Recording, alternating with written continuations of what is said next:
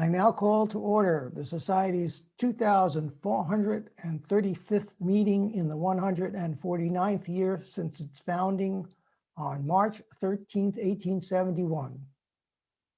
Good evening, everyone, and welcome to PSW Science's Spring 2021 meeting and lecture series. Because of COVID-19, the Society is bringing this meeting to you via Zoom from locations all around the globe, rather than our usual home, the John Wesley Powell Auditorium of the Cosmos Club in Washington, D.C. This evening's lecture will be about the Parker Solar Probe, now giving us our closest observations ever of the sun. Our speaker is Nicola Fox, who worked on Parker for many years and is now NASA Director of the Division of Heliophysics. I'm Larry Milstein, President and Program Director of PSW Science, one of the oldest scientific societies of Washington, D.C., founded in 1871 as the Philosophical Society of Washington, to provide a forum to exchange scientific ideas, further scientific understanding, and encourage scientific inquiry. This lecture is being recorded and will be posted to the PSW Science YouTube channel, where it will join over 150 other recordings of PSW Science lectures. We invite you to explore these presentations and to become a member of PSW, which you can do through the PSW Science website, www.pswscience.org.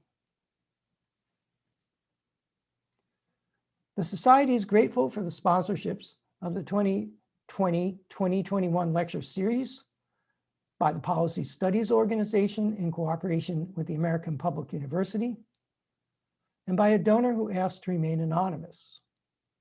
Our thanks to all of our sponsors. Before we turn to the lecture, in keeping with the traditions of the Society, we welcome new members and will read the minutes of the previous meeting and the summary of the previous meeting's lecture. I am pleased to announce that the following new members have been elected to the Society. Alon Lanier, instructional designer with General Dynamics Information Technology, interested in exoplanets, who earned a PSW Science from an email he received. Faraz Assam, an information tech with the Iraqi embassy, interested in computer science, quantum computing, the Big Bang, and dark matter, who earned a PSW Science on the web. Avi Loeb, astronomer at Harvard University, and our previous speaker, a man of many interests, who learned a PSW from our invitation to him to speak to us. And Nikki Fox, our speaker tonight, who learned a PSW through our invitation to her to speak tonight. And some of her interests will be clear from her lecture. We welcome them all to membership.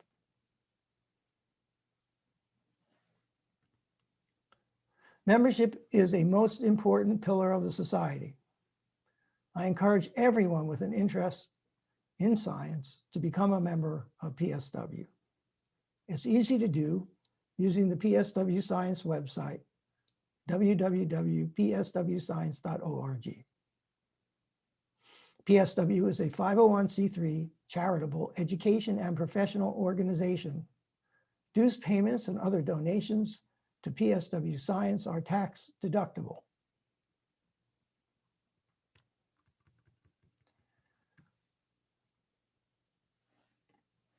Recording Secretary James Heelan will now read the minutes of the 2,434th meeting and the lecture by Avi Loeb.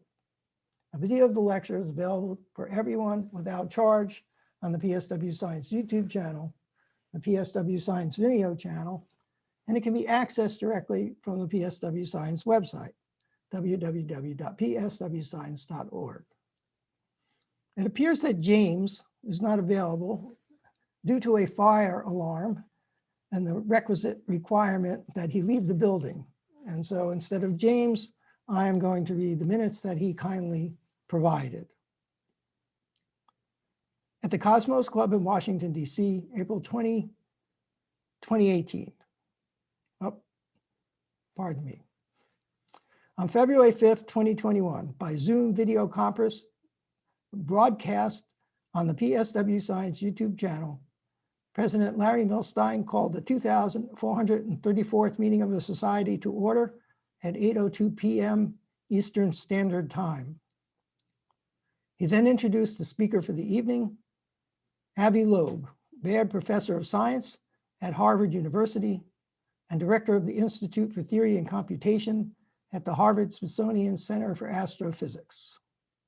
His lecture was titled, "The Search for Extraterrestrial Life. Are we the sharpest cookies in the cookie jar?"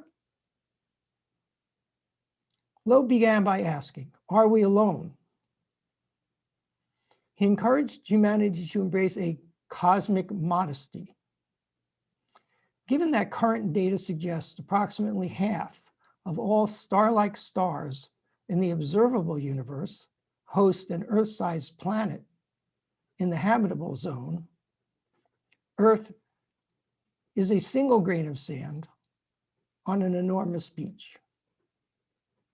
Rather than assume humanity is unique, Loeb advocates that we assume the existence of other technologically advanced life and search for its signatures. In 2015, entrepreneur Yuri Milner asked Loeb to advise him on an initiative to visit the nearest star system within our lifetime. After months of consideration, Loeb agreed to the invitation and began working on Project Starshot, a proposed mission to send a vehicle to Proxima Centauri 4 light years away.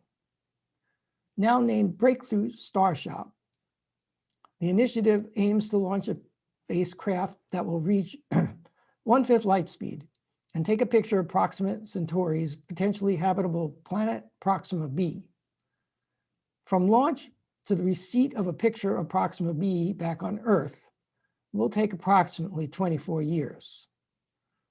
Loeb proposes the Starshot spacecraft be a light sail mounted with 1 gram of camera, navigation, and communication instruments. The light sail would weigh approximately 1 gram, span several meters, and be accelerated to 1/5 light speed by a 100 gigawatt ground-based laser.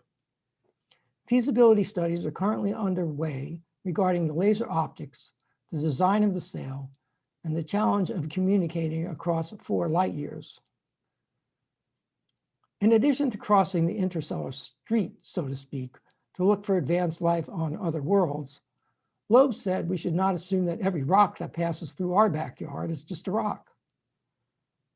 On October 19, 2017, scientists at Pan-STARRS in Hawaii identified the first interstellar object in the solar system that has been observed. They named it Oumuamua. Because Oumuamua is only several hundred feet long, Earth-based telescopes could not resolve it. Scientists tracked the object's trajectory and observed that it moved from the local standard of rest to the south of the elliptic plane of the solar system over an almost 2-month period. By observing fluctuations in the light reflected by the object, scientists determined that Oumuamua was a flat, pancake-shaped object tumbling through space. The object's deviation from Keplerian orbit suggests that Oumuamua was pushed. But the Spitzer Space Telescope did not observe any infrared energy or outgassing from the objects. Popular suggestions to explain the object include that it is a porous structure of extremely low density, that it is a fragment from tidal disruption, and that it is composed of molecular hydrogen. But none of these suggestions, Loeb said, is consistent with all of the object's observed characteristics. Loeb asked us to consider that Oumuamua was artificially created and pushed, so to speak, by an alien civilization.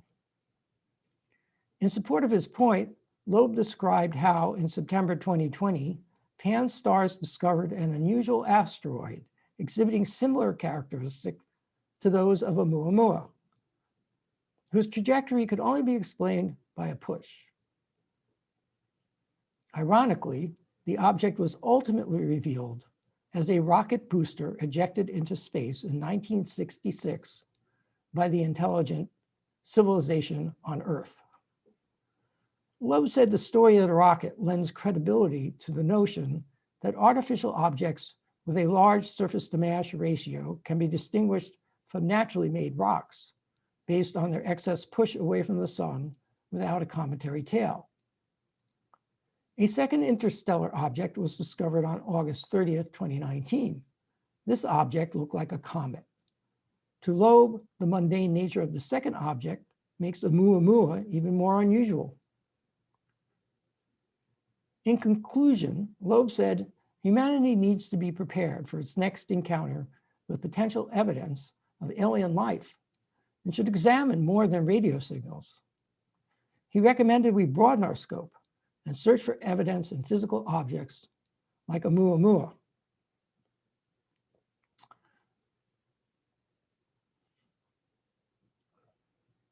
During the question and answer period, Dick Garwin, physicist, asked a question about whether the light sail would have to be extremely flat in order to avoid being torn by differences in the pressure from the 100 gigawatt laser beam. Loeb said that this was under study, but he thought that it would not be a problem. But subsequently, the two agreed to pursue the matter further offline.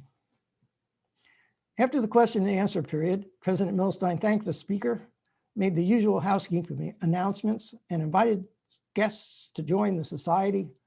At 9:40 p.m., President Milstein adjourned the meeting. Temperature in Washington, D.C., 6 degrees Celsius. Weather, partly cloudy. Concurrent viewers of the Zoom and YouTube live stream, 152. And views on the PSW Science YouTube and Vimeo channels, 553. Respectfully submitted, James Hewlin, Recording Secretary. Thank you, James.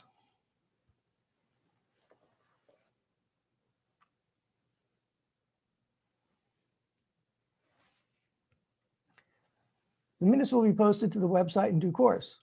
Please send any corrections or comments on the minutes to Corresponding Secretary Robin Taylor at correspondingsec@pswscience.org. We now turn to tonight's lecture. It's my pleasure to introduce tonight's speaker, Nicola Fox. Nikki is the Heliophysics Division Director in the Science Mission Directorate at NASA headquarters in Washington, D.C. Previously, she served as project scientist for the Parker Space Probe and as chief scientist for heliophysics at the Johns Hopkins Applied Physics Laboratory. Nikki is an author on numerous scientific publications, and she speaks frequently on science, both to the public and at scientific gatherings. Among other honors and awards, she is the recipient of numerous NASA awards for outstanding performance. Nikki earned a BS in physics and a PhD in space plasma physics at Imperial College, London. She also earned an MS in telematics at the University of Surrey, United Kingdom. All questions will be fielded in a Q&A session after the lecture. Nikki, the screen is yours. Thank you so much. Let me, the moment of terror when I try and share my screen. All right, so hopefully you can see that. And I will take it away. We're good. Okay, great. So thank you so much for inviting me. It's a pleasure to be with you this evening. As I'm sure all of your speakers for the last year have said, I do wish it was in person and not via Zoom, but it is very nice to be able to speak with you anyway. So yes, I'm going to talk to you about a couple of missions, but really focusing on the Parker Solar Probe, humanity's first visit to a star. That's a mission that's very near and dear to my heart. I spent a long time working on that mission from just after the instruments were selected through to it clearing the launch pad. And then I started down at NASA headquarters just a couple of weeks after that. So delighted to tell you about Parker and also all of the things that we have in the heliophysics portfolio right now. But I'll start off with just number one, they're just spectacular views of our star, but really close-up views of all of the activity that goes on our star. We are very lucky. We have this star kind of in our backyard. And so even though it's difficult to get to actually go up and really physically visit the star, we've been able to look at the sun at all different wavelengths and in many different ways, also going in as far as just inside the planet Mercury, the orbit of the planet Mercury. And so we've done a lot of studying, but what we're going to talk about today really represents the breakthrough that can only come by actually going up and physically visiting the star.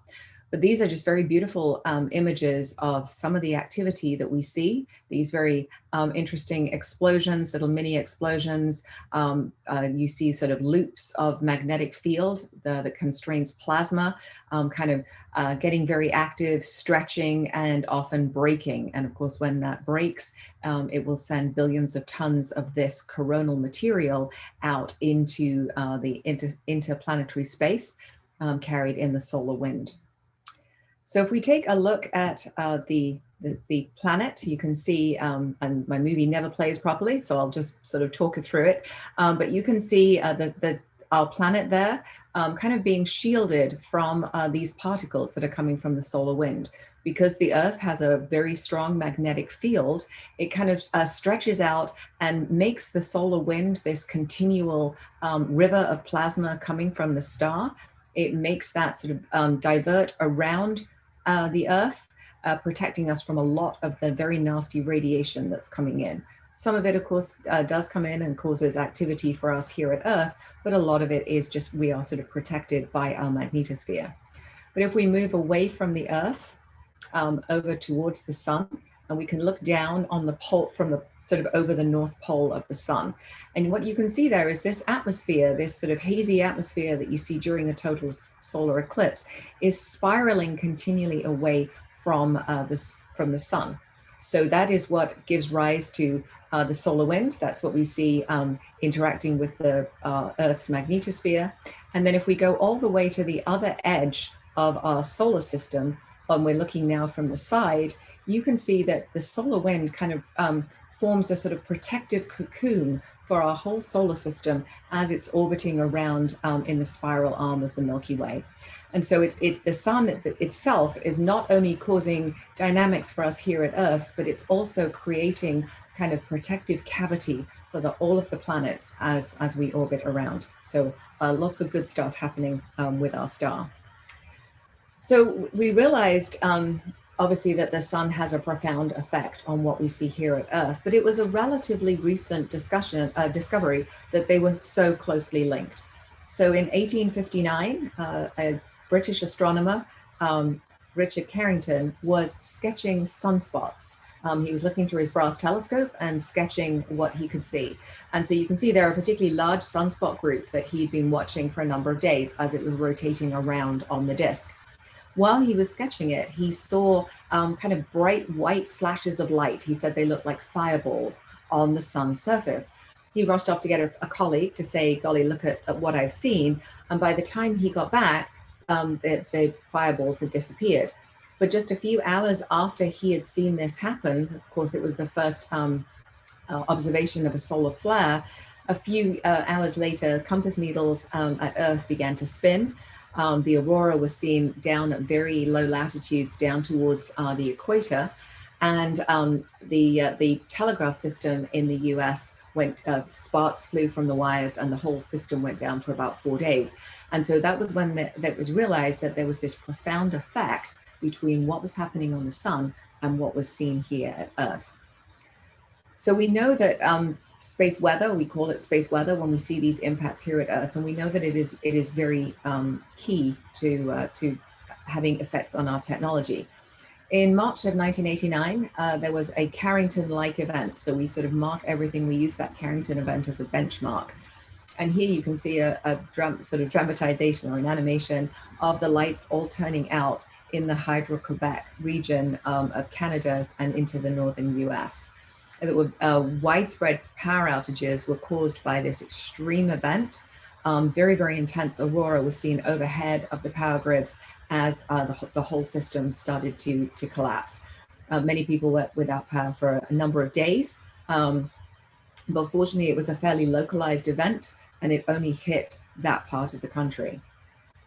We don't have to wait 150 years for such big events. In July of 2012, the most intense solar storm was observed in the last 150 years. Now, it went off the side of the sun. It actually impacted one of our Stereo spacecraft, and you can see there the images that Stereo was able to capture of the event leaving the sun. Stereo also, in addition to having images on there, also has some in situ instruments, and so they were able to measure the size of the event. So we were then able to model what the impact would have been had it hit the Earth.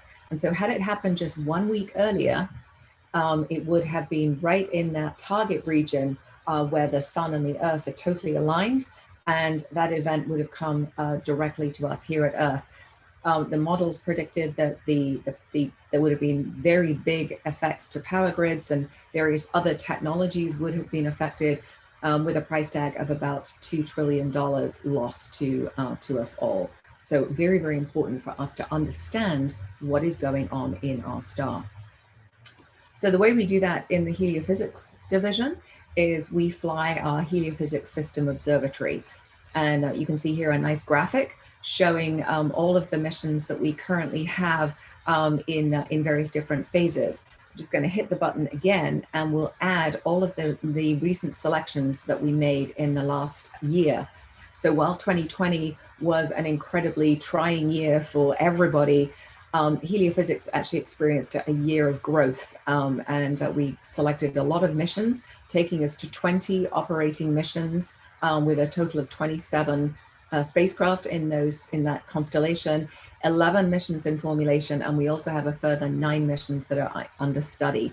So a ton of really exciting things happening in heliophysics. And you can see the way the positioning of all of the different observatories really allows us to look from close up to the sun with Parker Solar Probe, Solar Orbiter, the sister mission, which we actually launched in 2020, right before the pandemic really took hold.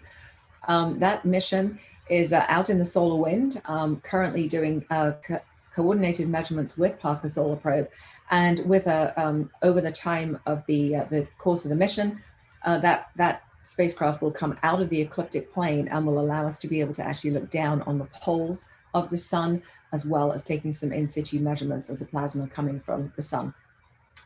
We have a fleet of spacecraft that sit at the L1 point, so the Lagrange point, about 1 million miles upstream of the Earth. And they're kind of like our early warning systems. They're telling us what is coming towards us in the solar wind. So they really help us to predict the space weather. All of the other spacecraft you see are located in the Earth's magnetosphere or ionosphere thermosphere system. And so they're really looking at all of the impacts of what is coming to us in the solar wind. And then last but certainly not least, my Voyager spacecraft, 2 spacecraft that have left the protective bubble of the heliosphere and are out in interstellar space. And so we really do study in heliophysics everything from the interior of the sun all the way out to the fragile boundary between where space weather or solar wind stops and interstellar space starts. And so we really wanted we have all these to allow us to look at some long-standing mysteries of solar physics. And the first one is no surprise to anyone. It's the big mystery for us, which is why is the corona so much hotter than the surface of the sun? And if you look at this movie playing over, it'll start again in a moment with the sun's surface. at about 6,000 degrees. And then as we step further and further away from the sun's surface out into the corona, we see the big surprise, which is there's a temperature inversion. And as we get away from the star, the temperature actually increases until it gets to about 300 times hotter than the surface of the sun. That is a mystery that has plagued scientists for decades and decades. The second one is, where does the solar wind originate and how is it accelerated? And so as the solar wind leaves, as the atmosphere of the star rather leaves the sun, it's kind of continually accelerated. It isn't just a simple, you put energy in close to the sun and then it slows down adiabatically as it's moving away from the star. It's actually got almost like a continual acceleration process. So it's actually moving faster than you would predict. So we really want to understand where it originates and how it gets continually accelerated. And the last of the main mysteries is, how are solar energetic particles accelerated and transported? So these are the high energy particles that are associated with transients in the solar wind. And you can see one there being accelerated at the front edge of a big coronal mass ejection. So they're associated with transients, things like flares, shocks, and large coronal mass ejections, sending these very high energy particles straight towards Earth and causing a lot of space weather impacts. So they are the sort of three of our very long-standing mysteries. And so Parker Solar Probe, of course, is steeped in history, and it goes back to the dawn of the space age. You can see in 1958, James Van Allen there chairing the Simpson Committee with John Simpson, and of course, launching Explorer 1, which allowed us to discover that space was not empty. It was actually very interesting. Around the same time as Explorer 1 launched, a young scientist, Eugene Parker, published a very seminal paper. And in it, he predicted that the solar wind would indeed leave, it would break away from the giant pull of the star and bathe all of the planets, really forming this cavity that we actually have now seen today. He did it, as he likes to tell me, he just did it by solving 6 fairly simple equations. And at this point, his definition of simple equation might be different to other people's definition of simple, but he solved all of the equations of matter, and he came up with a number of different solution curves. Some of them were just not possible because of just basic physics. And there was one that was his solar wind curve that really predicted we would see this acceleration close to where we see the heating. The paper was not well received.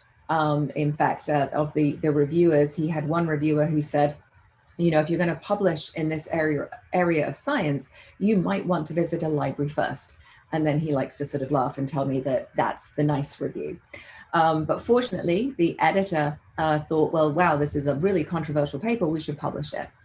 And so it was in 1958, it was published, and it led to the inclusion of a solar probe type mission in the Simpson Committee report. So the Simpson Committee was convened to really give advice and guidance to the newly formed agencies. So NASA, obviously, also the National Science Foundation and the DoD.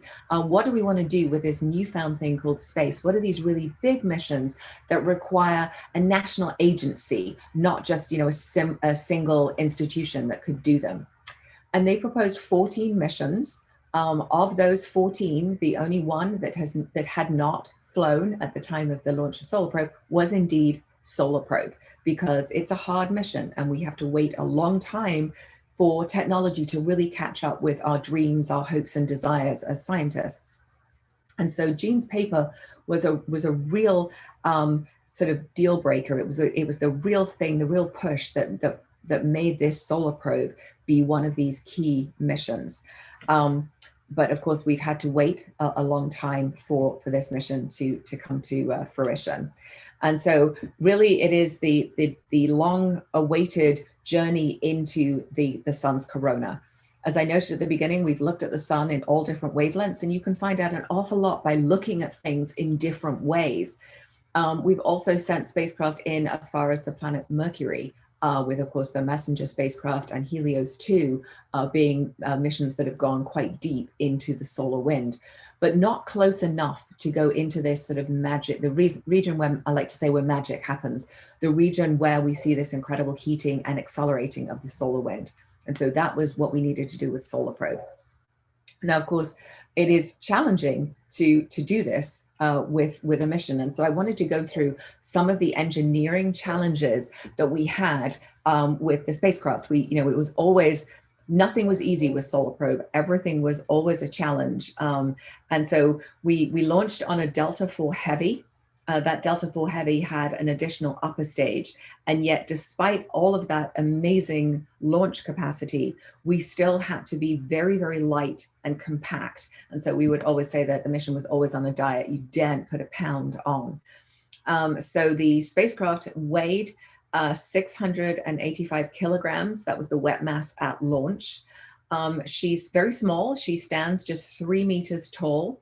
The maximum diameter up there is the heat shield, and you can see that sort of the white surface on the very top there, and that's 2.3 meters in diameter. But the actual spacecraft bus itself is just 1 meter in diameter and a little under a meter and a half tall. So it was a big challenge to be able to fit all of the complex electronics inside. It was almost like a puzzle of, getting all of the different boxes and the different subsystems in there with a very complicated harness, a propulsion tank in the center, and everything in that very compact space. We wanted to be very light because we needed to have an incredible delta V when we left the planet. We wanted to make sure that we were not dragged around in any way by the angular momentum of the Earth orbiting around the sun. So we needed to leave any pull that the Earth might have on the spacecraft and really focus in towards the sun. So we wanted to be as light as possible to be able to take advantage of all of that delta V. And then we needed to be really compact because most of the spacecraft and most of the instruments actually kind of hide in the shade of the heat shield. And so you need to keep everything in and compact to make sure nothing violates the umbra and is in direct sunlight. So that was always a challenge for us. One particular challenge we had was the inclusion of momentum wheels on the spacecraft. So when we were first designing, it was thought we could do everything with little thrusters to keep the spacecraft attitude correct. The issue is, of course, then when you puff the thrusters, you're putting the plumes from the thrusters around the instruments, which means that they're measuring the plume and not the environment, which is, after all, why we're going there. And so we put momentum wheels in, which obviously can deal with most of the attitude control for the spacecraft. Every now and again, we have to puff the thrusters just to de-spin the momentum wheels. But instead of, you can imagine as we're screaming through the sun's corona, moving incredibly fast and sort of fishtailing through the corona sideways, there would be a lot of puffs in order to keep that spacecraft attitude. So we would not get any good waves measurements, electric field measurements in particular. So we changed to the momentum wheels. That was a big mass hit. And so there was a big study that went into doing that, but it was definitely a well worth the extra mass and the juggling that we had to do with some other subsystems on the spacecraft in order to really allow us to make those pristine science measurements. The biggest, I think, technology development, of course, would be the heat shield. And so there's a couple of different views of different aspects of the heat shield that you can see there. So in the middle image, you can actually see the assembly, that it was a titanium welded structure that holds the heat shield in place. And so that was done by a company that Tricor that had actually never really done any space business before. They were worked with the nuclear industry, but they were actually the only company that said, oh, that sounds okay, we'll give it a go. We'll bid on this really, really complex structure. And they had their 3 best engineers and they were the only 3 that ever worked on this. So it was a real kind of almost like a part of the family when they came, the 3 engineers came to deliver the structure to the Applied Physics Lab where the spacecraft was built and integrated. So it was a real sort of pleasure to see them. I'm not a welder. I'm sure you're shocked by that. I'm not a welder myself, but I did see several engineers get kind of teary-eyed with the beauty of the quality of the welding on that particular structure. The heat shield itself is held in place on that structure by just 6 carbon bolts, because we want the minimum amount of heat to be conducted into the structure. So there's just 6 small carbon bolts that hold the heat shield in place. It's not very easy to see on this particular one, maybe on the image all the way over on the left there. You can see under the black structure there's kind of little pie pan shaped structures. And that's how we bolt, that's where the bolts are. And they're almost like a shoulder joint. So they allow the heat shield to move on that assembly, because obviously as we go close to the sun, the heat shield will heat up and will change shape, may sort of puff up like a drum, may even kind of potato chip, look like a bit like a Pringle, doing these various different, as it goes hot and cold in the orbits. And so we want to make sure that the heat shield doesn't fly off. And so that was another very big technology development of just how were we going to keep the heat shield in place. And then on the top of the heat shield, there is a special coating, an alumina coating, and you can see that in the image all the way over on the right, with sort of a whiter than white coating that is a plasma sprayed alumina coating, which actually allows us to reflect most of the sunlight and not let the heat come into the heat shield. The heat shield itself is made of 2 carbon-carbon phase sheets. It's a bit like a graphite epoxy that you might find in golf clubs or a nice bike. So there's 2 phase sheets, very thin, and then there's a layer of carbon-carbon foam that is in the center of those 2 structures. And so that is the heat shield. And I'll just also note something I'm going to talk about in a minute, but on the left plot there, the sort of black fin structures that you can see, they are the radiator fins that we use for the cooling system for the solar arrays. And so that whole assembly there doing many, many different functions for us on the mission. So this is just a nice video, obviously a low-tech version. This is a sample that we have of the heat shield. And this is our thermal engineer, Betsy Congdon, who likes to do this experiment. So you can see it is glowing red hot on one side of the heat shield. Obviously in space, it's much hotter than this. And then ironically, that is actually a safety engineer who probably should know better, but is touching the other side of the heat shield and reporting that it is all nice and cool. And no heat coming through. It's also a nice shot there where I like this video is you can see the side view of the heat shield. So you really can see how thin those 2 plates, those 2 face sheets are, and then that foam in the center, which is about 98% air. Again, all helping us to protect the spacecraft. And then just a shot here, this is actually in the thermal vac chamber of the heat shield. And again, you can see a nice view of the 2 phase sheets, the foam in the center, and then that white coating on the top. And you can see they're taking the assembly off it, and then it's going to go through its heat testing in the thermal vac chamber. Obviously, the spacecraft itself is in a region of about 3 million degree plasma, but the plasma itself is not very dense, so there are not very many particles. So even though the bulk temperature is up at 3 million degrees, there are not that many particles. So the thing we have to worry about most is the heat from the illumination, because we're so close to the sun. And so that's why that white coating is really useful, because it reflects a large amount of the sunlight. So even though we're in 3 million degree plasma, the front side of the heat shield gets up to about 1400 degrees Celsius.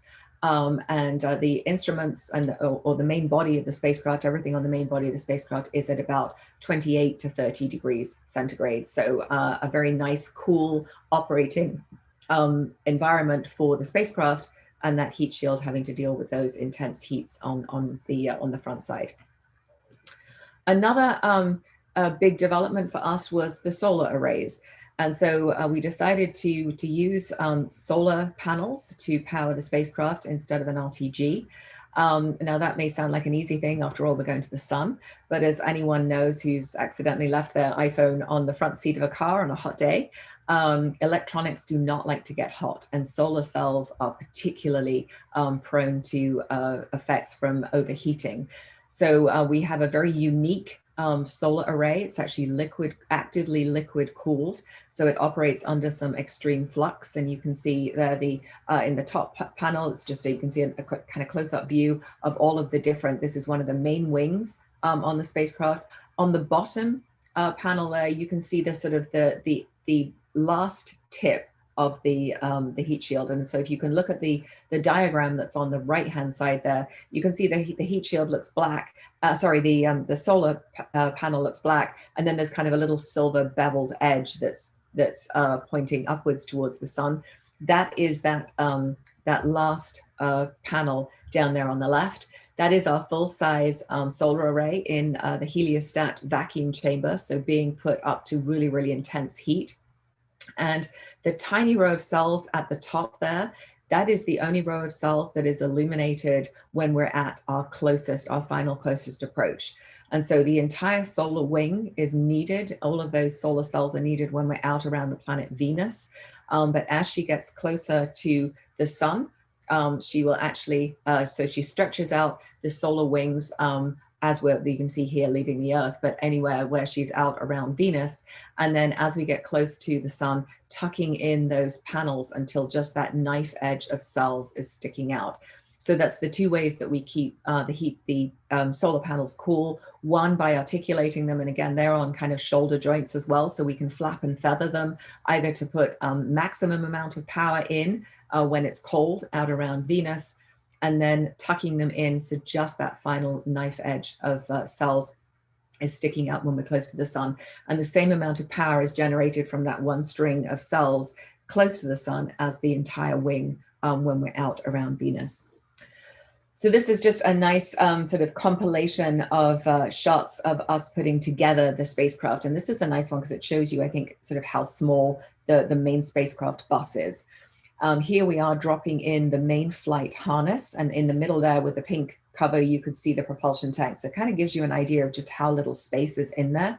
There's the top deck. So there's that titanium structure with the radiator on it being lowered onto the spacecraft. And here they are doing the bonding for the heat shield. So you can see the carbon foam there being bonded onto that face sheet. This was the vibration test of the spacecraft. It was a terrifying test to witness. Anyone who's seen a vibration test knows what I mean. And then here we are lowering the spacecraft into the thermal vac chamber. This is actually at NASA's Goddard Space Flight Center, where we did all of the final acoustic and thermal vac testing on the spacecraft. Courtesy of the US Air Force, we took the spacecraft down to the Cape and installed the spacecraft at Astrotech. And here we're putting on those solar wings. Obviously, they've got a protective cover on them at this point. The last thing to go on solar probe is the heat shield. So the heat shield's lowered, and there you do see a nice shot of those 6 PyPan structures. There she is in all of her glory. And then lifting the spacecraft to mate to the upper stage, that 3rd stage rocket motor that gives the really big kick of the Delta V. There is a lovely shot of the spacecraft in the fairing. So that's the fairing on the top of our Delta IV Heavy. If you look closely at the rocket, you can see at the top there a logo of Parker Solar Probe on the side of the fairing. And just for scale, the spacecraft in that logo is about the same size as the actual spacecraft herself. And so we were a teeny tiny little speck inside the Delta IV. But as I noted at the beginning, we really needed every ounce of the lift capacity from that enormous rocket to get us where we wanted to go. And so obviously I'm going to show this very beautiful image or sequence of images of the launch itself. And so this is August 12th, 2018, 3:31 in the morning, as in the very first second of the launch window, Parker Solar Probe lifted off to the sky. As we see the launch progress, moving now to an animation of the fairing opening and solar probe out in the atmosphere for the first time. Second stage motor fires, that's a cryogenically fueled second stage motor, and then separation. And then you'll see that upper stage final kick motor fire once we're outside the atmosphere, giving Parker Solar Probe that final and very critical delta V. There's spacecraft separation. Of course, the first thing we do is extend those solar wings to make sure we have power in the spacecraft. And then we started, it was a very busy 6 weeks to commission the spacecraft. We started to deploy the instruments. You saw the magnetometer boom coming out at the back. There are the plasma wave antennas on the front. I noted it was a really busy 6.5 weeks because in that time, Parker reached the orbit of Venus, and we did our first gravity assist around Venus. Now, Parker uses Venus to sort of slow down. We're moving incredibly fast, and we use Venus to sort of we give energy to Venus. We use it just to do almost like a little handbrake turn, to turn the spacecraft really in and focus the orbit into the sun. So you saw there a couple of sort of petal orbits that were being mapped out. Parker Solar Probe will do, you can see them here, 24 of those petal orbits during the lifetime of the mission. So the first Venus flyby was obviously right after launch, another 6 Venus flybys for the spacecraft during the prime mission, so that perihelion, or the closest approach, actually gets less and less, so we can get closer and closer to the star over that time. So I noted at the beginning that Parker Solar Probe, well, the importance of Gene Parker, and so this was a very historic event. It was the first time that NASA had ever named a mission after somebody during their own lifetime. And so it was a real pleasure to have Gene with us and taking part in all of the activities up and around launch. And here there's just a nice shot of Gene when he visited us at the Applied Physics Lab, and I had the great pleasure of taking him into the clean room to actually meet the spacecraft that bears his name. And yes, I did say, Parker, meet Parker.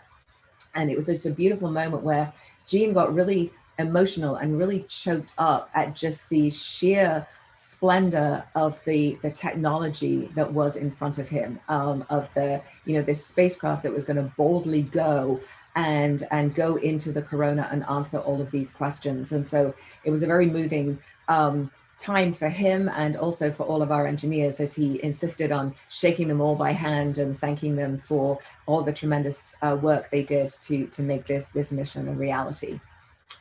So I'd like to note, we're not particularly competitive or anything. We're just hotter, faster, and closer than anything has ever been. So for Parker, hotter, clearly we are operating in 3 million degree plasma.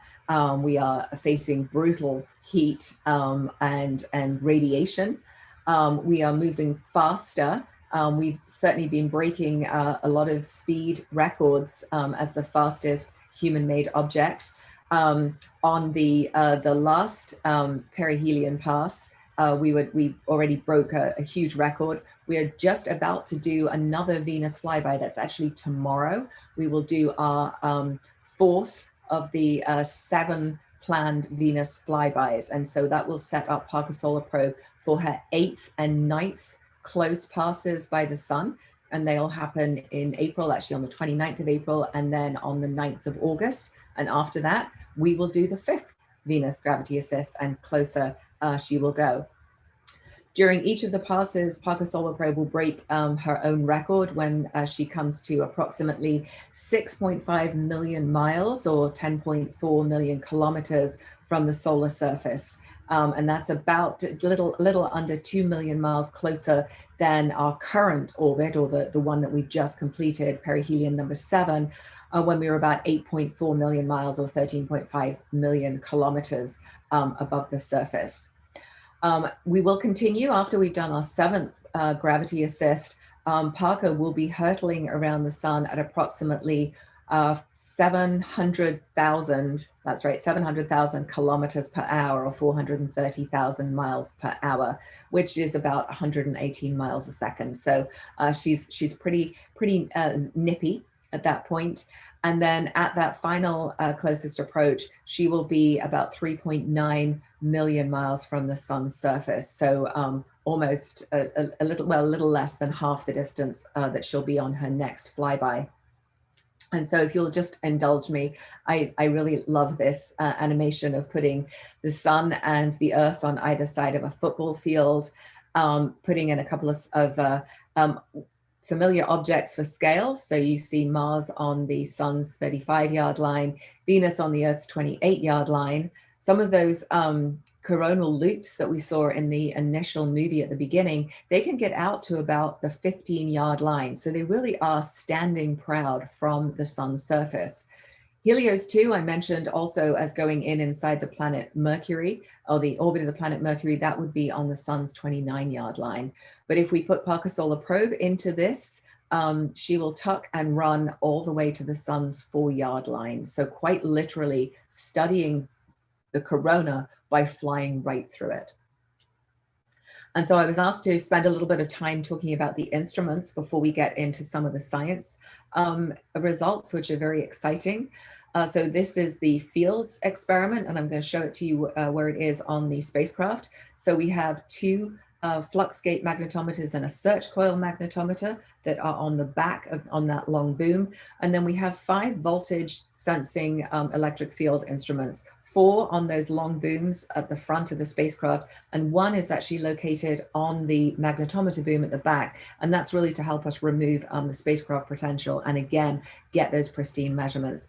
I'm also going to note, because it doesn't show up on the animation that on the next animation, but right, you'll see in the center there, sort of right hanging down from the heat shield. It looks like it's hanging down from the heat shield. That is the Solar Probe cup. That is part of another instrument suite, but it's a great view of it there. That is sticking out into the solar atmosphere. And so the Fields experiment makes direct measurements of electric and magnetic fields and waves. It measures Poynting flux, absolute plasma density, electron temperature, the spacecraft floating potential, and density fluctuations and radio emissions. So it really does a lot of different things for us to make our, what we call our level 1 measurements, or our highest resolution measurements. The PI is Stuart Bale from the University of California, Berkeley. And for those of you who like graphs, I threw this together. This is the instrument capabilities. And so we're looking at the frequency. This is a log scale, but the frequency of the various different measurements. And so, you know, we certainly knew that going in that the magnetic field was going to be a really, really key measurement for us. And so having both the DC and the AC measurements together means that we can cover a really big frequency range with a lot of precision. You can also see where the electric fields and the radio waves were, the sensitivity to those frequencies. We have 2 DC magnetometers, or 2 flux gate magnetometers, 1 inbound, 1 outbound, 1 sort of, in closer to the spacecraft and 1 on the very edge. And that is to allow us again to subtract any possible signals that are coming from the spacecraft itself. We can remove those by measuring it with the inner field, and then you know, really get pristine magnetic field measurements. So the next suite is the SWEEP suite. So solar, wind, electrons, alphas, and protons. You can see the nice little animation here of rolling the spacecraft over. You see the 2 sensors. And then the third one I already showed you was on the heat shield, which is the Solar Probe cup. So the SWEEP investigation is measuring the velocity distribution functions of the most abundant particles, so the bulk solar wind. They're lower energy. It's basically what is always flowing with us in the solar wind. So it's looking at electrons, protons, and helium ions, and minor ions with mass per charge resolution. It's also looking at these bulk properties like the velocity, density, and temperature, heat flux, and phase space variations. Again, a lot of measurements coming from SWEEP. And so you see span A plus and span B. Span A plus measures both electrons and ions, and span B measures just the electrons. So when we put them on either side of the spacecraft, the fields of view of the 2 electron sensors fit together like the seams on a baseball. which gives us a 360-degree view of the electron population. That is really important because we want to look for counter-streaming electrons. That lets us know that we're on closed field lines. So the alpha particles, the protons in span A, we only look for those on the out, sort of going away from the sun, but the electrons, we're looking for them also reversing and coming back in towards the sun. The Solar Probe Cup, I like to refer to it as the bravest little instrument because it takes no shade at all from our thermal protection system. It is sticking out, peeping around that heat shield out in the full solar environment. So it is a Faraday cup. It is a fairly simple instrument, but because of the very extreme temperatures that it has to operate at, it has to be made out of some pretty exotic materials. It has a little heat shield that protects a lot of the detector, but of course there has to be a hole to let the particles in, otherwise you're not going to measure the particles. So the instrument itself is made from, titanium, it's made with molybdenum, it's made with molybdenum, it is made with niobium, and all of the sapphire crystals that hold the wiring in place. So it's a pretty exotic instrument, even though it's a fairly simple instrument design. Then we'll look at this one, ESIS, the Integrated Science Investigation of the Sun. And so this is, you see here, it's two instruments. This is looking at the high energy particles, so things that are associated with those transients in the solar wind, shocks, coronal mass ejections, flares, anything that is causing a very high acceleration of energetic particles. So the ESIS suite makes observations of the energetic electrons, protons, and heavy ions, and they're looking typically at energies of tens of keV up to hundreds of MeV, and also correlating them with solar wind and coronal structures. The PI for that is Dave McComas from Princeton University, and there's a nice image there of that instrument, sorry. And then yet another graph for those of you who are interested in the energy. So I put the particle instrument capabilities against the energies. So you can see at the log scale there, again, the huge variation that we have, really covering the full spectrum of particle energies, going down to 1 electron volt when the spacecraft, at least when the spacecraft isn't charged, getting all the way down to 1 electron volt, and then up towards, not quite up to a gigavolt, but up to hundreds of MeV particles. And then last but certainly not least, our WHISPER camera, the wide field imager for Solar Probe. And that is, you see a nice view there of the imager on the side of the spacecraft. Not a typical imager in the way that we expect to see, beautiful images of the sun. This pair of telescopes is really focusing on the solar wind. So it's looking at what is coming directly towards the spacecraft in the solar wind. So the telescopes take images of the solar corona and the inner heliosphere. They provide images of the solar wind. They can pick up images of shocks and other structures as they approach and pass the spacecraft. So this instrument really complements all of the other instruments on the spacecraft because it's providing direct measurements by imaging the plasma that the other instruments are then sampling. So it's really helping, if you get these interesting structures in the particle data, you can add it with the image and really see, are you on a flux rope? Is it a big shock that's coming over you? What does the plasma sort of look like? And it helps us to really deconvolve those complex measurements that we're seeing.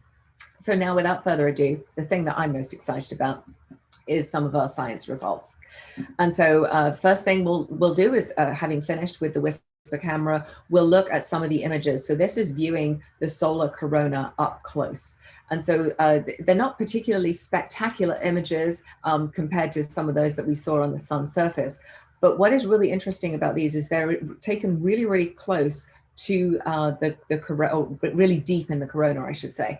And so you're seeing an interesting region. There's a little coronal mass ejection that comes out. But what's really interesting is these features are very small. And so we can't see them with our telescopes that are out around the Earth's orbit or in, at the L1 point. By the time they get into a region that we can actually image from there, all of these features are kind of washed out. They've either been reabsorbed or you can't see them anymore. So there's this little, you can see that there, a coronal mass ejection, very, very tiny. So there's definitely lots of little tiny events that are going on that we've never been able to sample before. And then this is just another image of, or another movie of a particularly active, this is a one stalk of solar wind. And there's some interesting features in this one that we think we've made a discovery of magnetic field structures that were predicted, but never actually seen. You can't see it in this movie, but you can see it on the next slide. So magnetic islands have been theorized for years in numerical simulations. So we learned from these simulations that magnetic reconnection in current sheets leads to the formation of structures called magnetic islands. And these are sites where particles can be trapped and they can gain a lot of energy, particularly heat, as illustrated in that top panel of the MHD simulation. But however, this has remained a theoretical prediction for a long, long time because there was not much evidence for it in space data. But we believe that with that animation I just showed you, or the movie I just showed you, that WISPR observed a number of events that look like magnetic islands.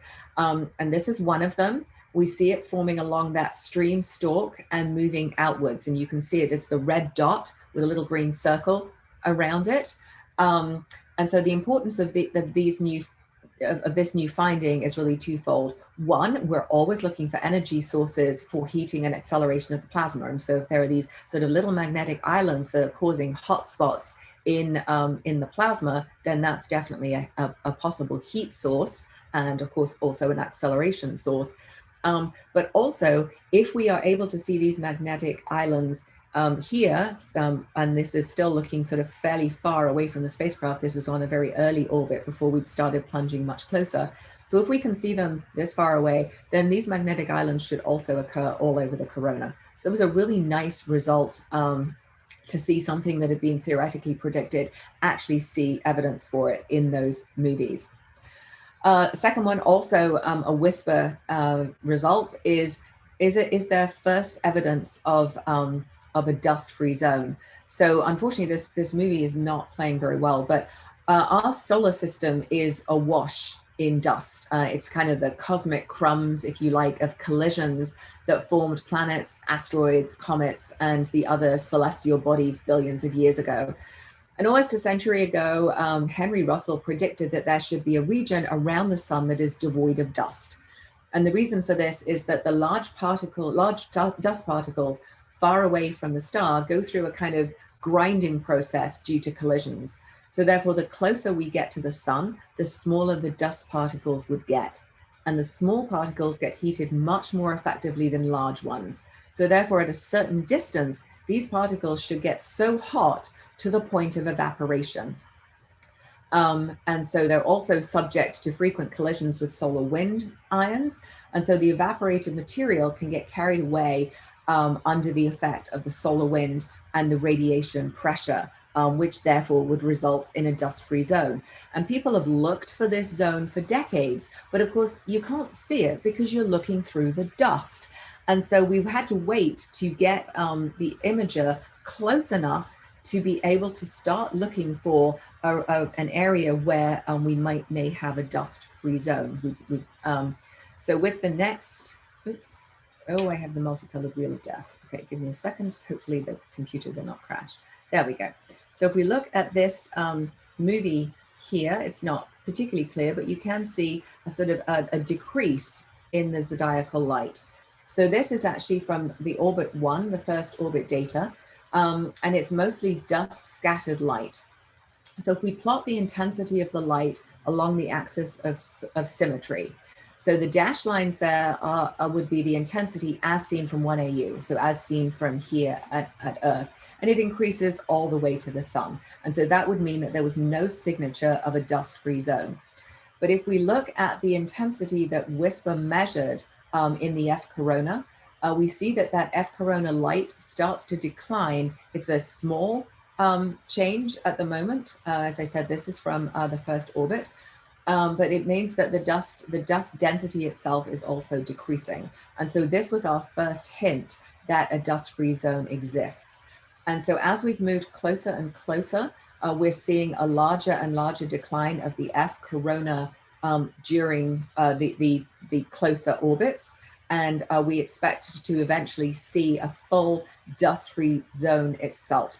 And so we think that the dust-free zone will be a little more than 2 to 3 million miles from the sun, meaning that Parker could observe it as early as this year, when the flyby will carry the spacecraft close enough that the field of view of the imager actually will get down to that roughly 3 million mile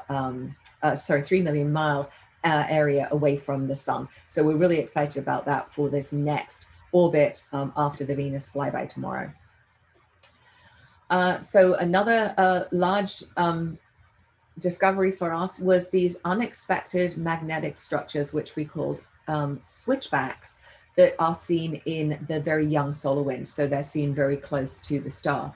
Now, as I mentioned when I was talking about the instruments, we knew that magnetic field was going to be the key to a lot of the various different phenomena. And so you see here a model. The red is the one polarity magnetic field, open magnetic field lines. Blue is the reverse polarity coming into the opposite pole of the sun. And you can see some sort of greenish yellow closed field lines there that are in the center around the equator.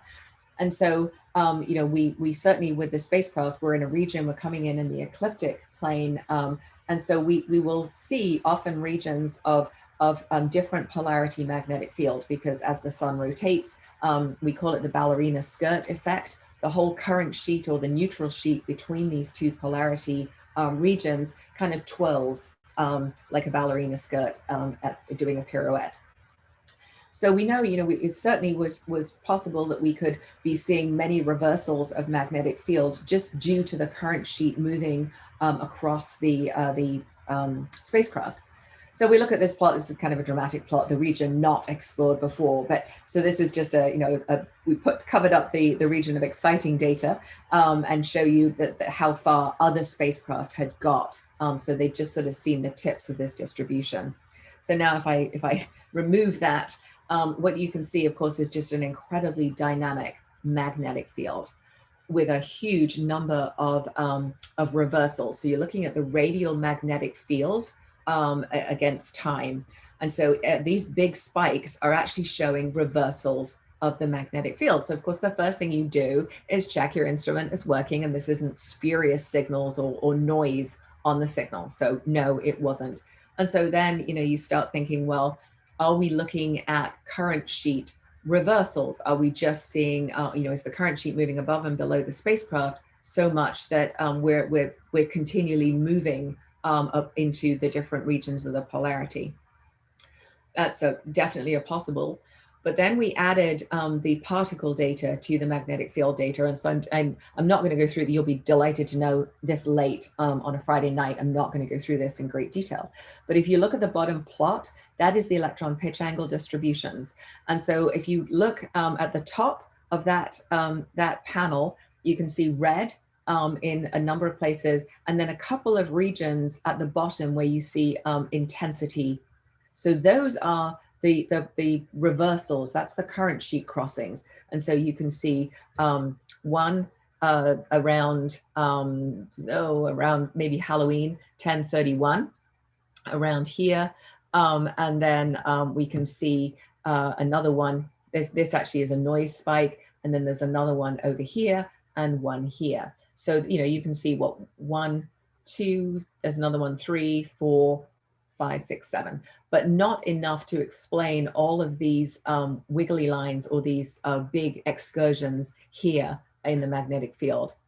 And so what it's telling us is that the plasma itself is staying on the field line. So it means that the plasma, it's not a big change in polarity where you're going from plasma flowing along a magnetic field line in one direction to plasma counter streaming on the opposite polarity.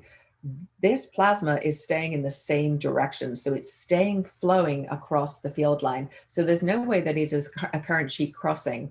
So what it actually is the magnetic field is kind of reversing, flowing back towards the sun and then out towards the Earth or away from the sun again, causing kind of an S shape in the magnetic field. And this is just a nice graphic showing what this might look like. And so this is an unusual, very, very unusual, did not expect to see this. And we actually saw this in our first orbit, so not particularly close to the star, but we saw a number of these S-shaped features.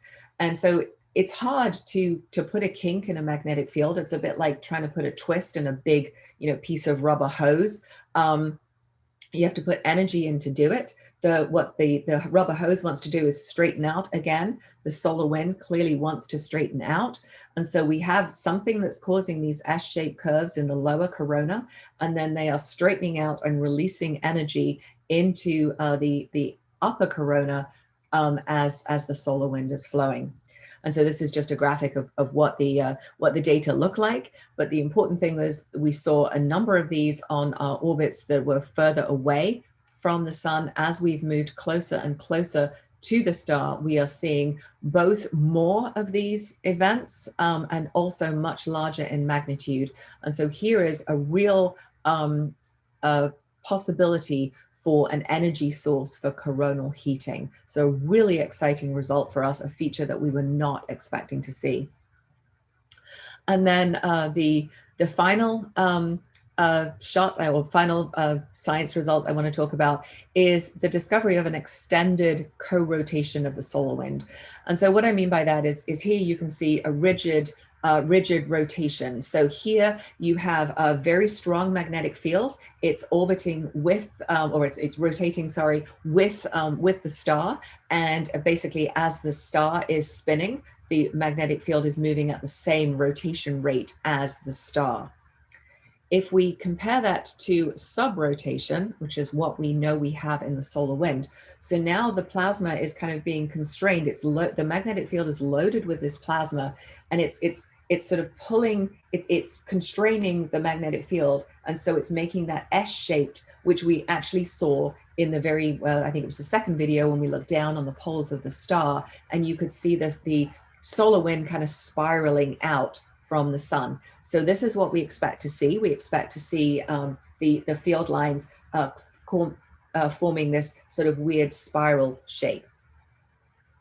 So this is a prediction for where we would expect a kind of the transition from where we're seeing sun that is rotating or in that sort of the knee of the spiral to where it appears that the solar wind is moving radially away from the sun. And so one such question that we've really been thinking about is how exactly the solar wind flows out from the sun. Near Earth, we see the solar wind flowing almost radially, so meaning it's streaming directly from the sun straight out in all directions. But the sun is rotating and it releases this, and it's releasing the solar wind. So before it breaks free, the solar wind was kind of spinning along with the sun. And so that is causing this S shape. And it's a bit like a child riding a carousel. The atmosphere rotates with the sun, much like the outer part of the carousel rotates. But the further you go from the center, the faster that you're moving in space. Now, if you had you let somebody jump off the edge of the carousel, they would be moving then at that point in a straight line because they're no longer constrained by the rotation of the carousel itself. And so the solar wind then would not continue to rotate around, but it would then move radially outwards. I'll also call it kind of the garden sprinkler effect. And so in the same way, there's a point between the sun and the earth where the solar wind transitions from rotating along with the sun and flowing directly outward or radially, like we see from the earth. So for the very first time, rather than just seeing that straight flow that we see near the earth, Parker's solar probe was able to observe the solar wind while it was still rotating.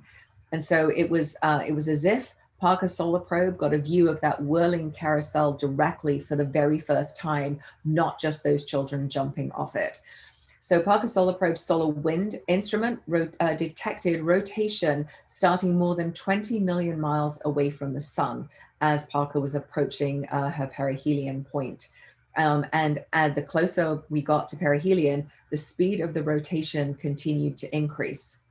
And the strength of the circulation was much stronger than many scientists had predicted. But it also transitioned much more quickly than predicted from this spiral flow into an outward flow, which of course is what really helps mask these effects, these sort of edge effects from where we usually sit, even in as close as the planet Mercury, because that's not close enough to be able to see this transition. And so what we see there is just this radially flowing solar wind, but just a little bit in at 20 million miles away from the sun's surface, we're seeing this transition. And so this large rotational flow of the solar wind seen during our early encounters was a real surprise. We thought we would eventually get to see that, but we would need to be in at about 10 to 15 million miles away from the sun's surface. So much closer than 10 to 15 solar radii. Yes, solar radii away from the sun's surface. And we're seeing things happening at about 20 million miles away. So at incredibly much further out than we had expected. So a very exciting result from that early orbit. As we move in, of course, we are seeing this rotation and this transition on every single one of our orbits, and seeing the solar wind greatly accelerated and very much still rotating with the sun. Okay, and so I want to sort of finish by taking you to the other side of the heliosphere to see what's going on there. So it's the kind of, we're looking at with Solar Probe, we're looking at the birth of the solar wind. I want to take you now to the other side of the heliosphere, where we look at kind of the end of the solar wind. And so as we journey into the heliosphere, we can see there's a really nice shot of this protective cavity, this bubble that the sun, the solar wind is forming for us as we get to that region where interstellar space meets the solar wind. We've been able to study this because we were very fortunate that the Voyager spacecraft were able to show us not only tremendous views of the planetary flybys, but now really showing us how the sun is interacting with the stuff that fills most of the space between stars in the Milky Way. So this is just an animation of Voyager 2. And Voyager 2 is the only spacecraft to study all 4 of the solar system's giant planets at close range. It discovered the 14th moon at Jupiter. It was the first human-made object to fly past Uranus, and it discovered 10 new moons and 2 new rings at Uranus. It was also the first human-made object to fly by Neptune, where it discovered 5 moons, 4 rings, and the Great Dark Spot. But it is now, together with Voyager 1, the furthest 2 spacecraft from Earth. So they were launched, 2 separate launches, but launched in 1977 and put into an extended mission following the completion of the initial mission in 1989. It was realized they could obtain really useful groundbreaking interplanetary and possibly, we didn't know it at the time, but it was possible that they might get interstellar measurements of fields and particles as they were crossing the boundary. So it really extended the NASA exploration of the solar system beyond the neighborhood of the outer planets and into the outer limits of the sun's sphere of influence. The 2 missions have continued to characterize the outer solar system environment and search for the heliopore's boundary, so this outer limit of the sun's magnetic field and the outward flow of the solar wind. Voyager 1 actually crossed that boundary first, but we weren't quite sure that it had crossed it because it did not have a working solar wind measurement on the spacecraft anymore. So we could see the cosmic ray background pick up, but we could not see, we had magnetic field measurements, but we didn't have this really critical measurement looking for the solar wind to kind of die away. And so here you can see Voyager data from Voyager 2.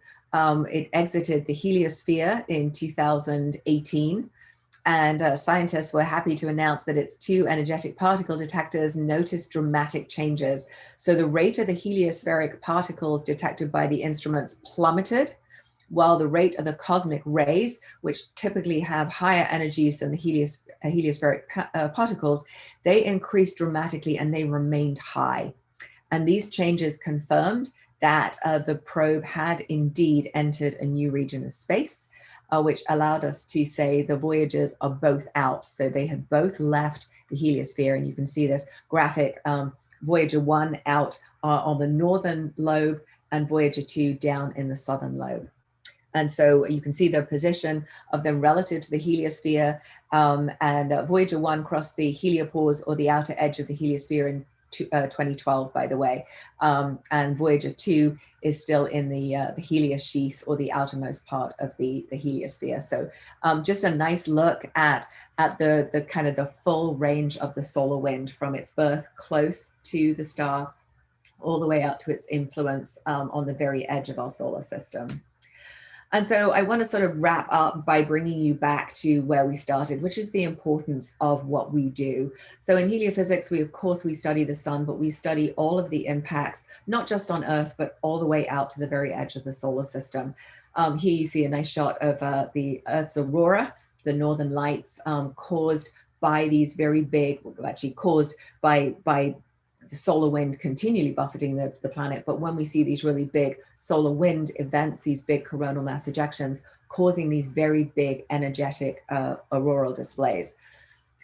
All of this energy coming into our neighborhood causes dramatic impacts to all of our technology. So the aurora, of course, causing issues for power grids, pipelines, undersea cables, anything long, and conducting. If the aurora is overhead and the ground underneath is conducting, then there isn't so much of a worry. But if the ground is not conducting, then those currents, that big current system in the sky, has to look for somewhere to close. Power grids, cables, long pipelines are all great places for energy to flow through, causing big impacts for those.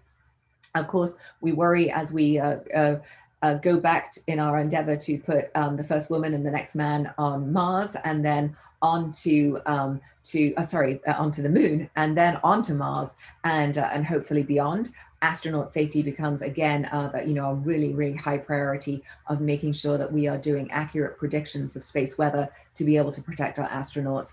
Passenger airlines also affected by space weather, often when we get these big solar radio events, causing the polar region to become really absorbing. We call them polar cap absorption events, meaning that we can't actually get signals through those. And so planes either have to be grounded or diverted to avoid these regions. And of course, impacts to spacecraft. Big particles, big solar energetic particles can actually damage solar panels. They can cause spurious signals, single event upsets, all kinds of manner effects for our spacecraft. And we're now finding that there's a region where space weather from above interacts with terrestrial weather from below, causing kind of bubbles in this interaction region, which again will stop or really affect communications. And so GPS accuracy, all these type of things, the more we become reliant on technology, the more susceptible we are to the vagaries of the sun. And so I'll leave you with this sort of hurtling journey through the solar system, to remind you that NASA's Heliophysics division stands ready to study not only our star, but all of the space in between, as we endeavor as humans to continue with exploration to the moon, Mars, and beyond. And at that point, I will say thank you for your attention, and please keep looking up.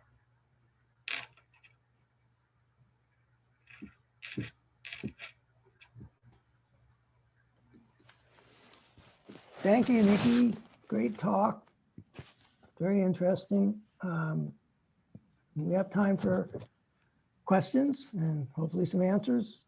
Zoom participants can raise their Zoom hand or type their question in the Zoom Q&A panel. I'll call on Zoom participants in turn to unmute their mic and ask their question. Zoom participants who don't want to ask their question aloud, please write that in your text. YouTube viewers can text questions in the YouTube chat box, and all text questions will be read aloud for everyone to hear. Our first question is Frederica DeRema. Frederica, please unmute your mic and ask your question. Yes, thank you so much for a wonderful presentation. A nice travel with Parker for us too, and all the experiments. Everything is very fascinating, and I'm thinking a lot about the physics. But I have a question that may be mundane, but I mean, the instrument is collecting gobs and gobs and gobs of data, and how they're, I mean, what's the rate, how they are transferred and things like that. Can you tell us a little bit about that? Yes, certainly. So we do a sort of store and dump with the data. We have enough solid state recorder space for 2 full orbits. I mentioned everything is always challenging with Solar Probe, and the data downlink is no exception to that, because often we have a large glowing body, our star, that is between the spacecraft and Earth, and therefore we can't close the loop and be able to downlink the data. So we have to store it. And then whenever we get close to the Earth, we can close the link. And we use a Ka band downlinks. So we downlink at very high rates of data, but we do have to wait until we can close the link to be able to do that. So when it's good, we get high data down links. We are able to do our commanding on X-band. So we have X-band receivers on the spacecraft too. So we can use that for commanding. And also if we had to do like emergency housekeeping downlink, we can do that on the X-band, but it's just not a high enough data rate for us to be able to do it. So that's how we do it with Parker. She takes about 120 to 150 gigabits of data per orbit. We were able to increase the amount of data downlink. You put a lot of conservative margins in when you are doing the design. And when we got on orbit, everything was behaving really well. And so we have more than doubled that data rate. So now we're getting up to about 250 gigabits of data per orbit. Yeah, one would think you collect terabytes and so, but I understand. Well, thank you.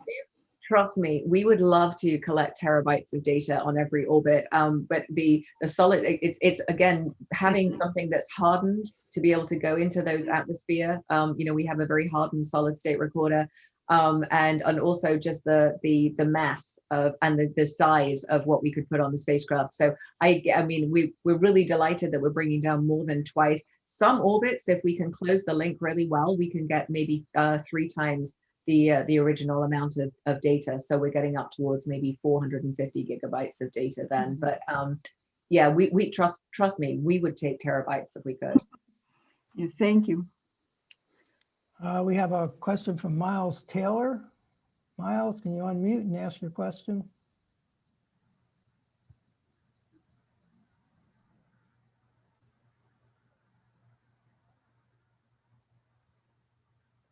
Miles, you need to unmute your mic.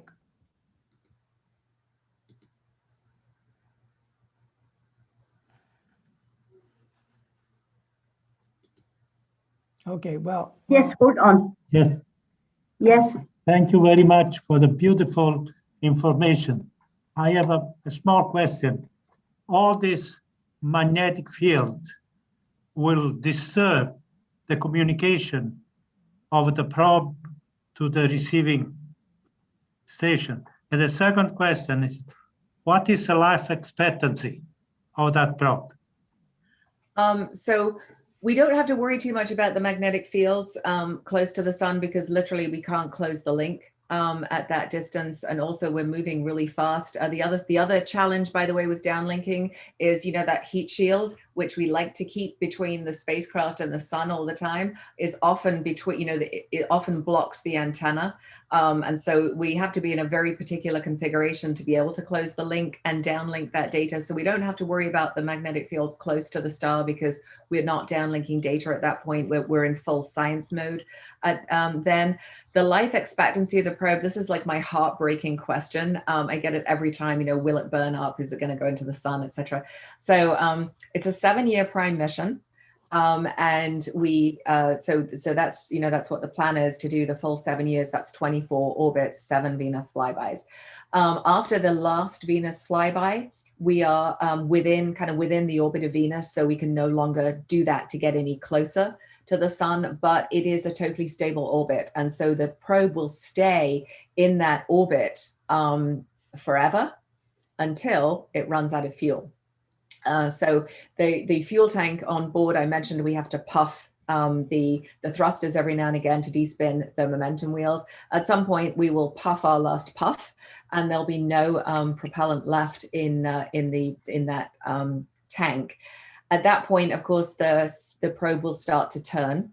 And as she turns the side of the spacecraft, things that are not supposed to see full solar illumination, like the solar panels, like the radiators, like all the, any of the sensitive equipment will then be exposed to the sun. And at that point, she will break up. And so she'll break first into larger pieces, and then, gradually, because of cosmic collisions and various other things, she will eventually be ground to very fine dust. And so I like to think romantically that she will orbit in the corona forever. She'll just become part of the corona. But we were very, very lucky, or I shouldn't say lucky, it was tremendous skill from ULA with that Delta IV Heavy. There is a trajectory, you want to hit the perfect trajectory when you leave the launch site. And there's always the tolerance, there's the plus and minus of where the acceptable range is. Well, they put us smack down the middle of that trajectory, which meant that we were able to cancel a number of the trajectory correction maneuvers that we would normally do out in the solar wind, particularly around Venus. When you're doing those Venus flybys, we often have to do little TCMs or correction maneuvers to really just fine tune the orbit. Because it was so perfect down that trajectory, we were able to cancel a number of those large correction maneuvers, which means we have more fuel. And so if we survive the intense heat and one thing I didn't note, another challenge is not just the incredible heat, but the fact that we're doing these petal orbits. And so we go close to the sun on one side and then out around the planet Venus on the other side of the orbit. So we have extreme temperature variation. And so if you think of any material, if you heat it and cool it, and you do that over and over and over again, most materials will change their property. They either become brittle and sort of flaky, or they can become plastic. But they really change their property. And so that's yet another challenge for us on Parker Solar Probe. So assuming everything is still working perfectly at the end of the 24 orbits, we should have enough fuel and enough stability to be able to do another number of years of operation beyond that, beyond the terrible day that we puff our last puff. We have a question from Brett Magaram. He's a mechanical engineer, also a member of the General Committee. Does the Parker probe pass over the solar poles? And what latitude on the sun is it exploring? What have we learned about the sun at different latitudes? Okay, so actually Parker stays in the ecliptic. So it was difficult to maybe see that in the video. I didn't have a really good one, but she stays down in the ecliptic. So she doesn't look at any different latitudes. The partnership that we have that is with Solar Orbiter, and Solar Orbiter will go out of the ecliptic a number of degrees and will allow the images to be able to look from a distance, but to be able to look down at the poles of the sun. And so we will do the in situ measurements of what's happening in that ecliptic region, which is where we see the big coronal mass ejections and the interplay between different speeds of solar wind. So one thing I didn't talk about was the open field lines, the open flux that come from the poles. That's associated with high speed solar wind, and the big coronal regions where you see the sunspots and the big coronal mass ejections, that's slow solar wind. And so that's one of the regions as well where we see this interplay between the two streams. So we're learning a lot in the ecliptic. We'll work with Solar Orbiter to see what they're seeing at the poles. But I will also note that we have one of the missions that we have in study right now is actually a mission to go over the poles of the sun. It's called Solaris. And it would actually go on a trajectory out to Jupiter, do a Jupiter flyby and kick it out of the ecliptic plane and fly over the poles of the sun. Another mission that went over the poles was Ulysses, which was an ESA-NASA mission, but that did not have any images on it. So it took in situ measurements and from a pretty high altitude. So the future goal of the Heliophysics division is to have a mission that will go fairly close to the sun's poles, both to take the imaging as well as the in situ measurements. And so to really get to your question of seeing how the latitude changes the effects we're seeing. So that's a future, what I like to call a stretch goal, because that will also require new technology development. So I have a question that's more of a physics question. So it's true that the temperature is really high, but that's a measure of what the average kinetic energy of the particles, but the density of the particles is very low. Yeah. So how does that translate into the damage that's done? Is it from collisions with the surface? Is it from actual heat transfer? Because the heat transfer is low because the density is low, but the temperature is really high because the particles are moving very quickly.